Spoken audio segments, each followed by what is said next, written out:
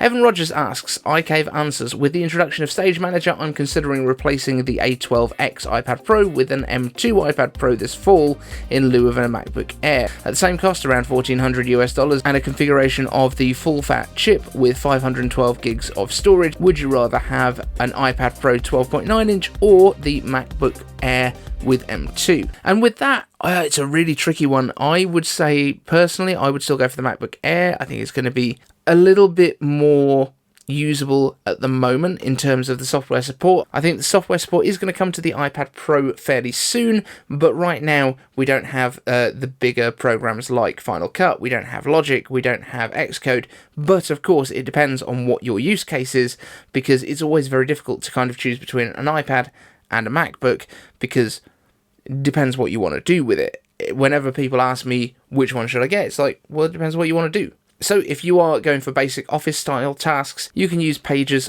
Keynote, Numbers on the iPad. You can even go for the Office Suite if you prefer, exactly the same way as you can with a MacBook. It's just if you do want to be able to grab it off of there and leave the keyboard behind, you've got a bit more flexibility with the iPad. For me though, I would go MacBook Air. Thanks for watching this clip. If you've got a question for me, use hashtag iCaveAnswers down in the comments. Want the latest Apple news, leaks and rumours? Subscribe and ring the bell.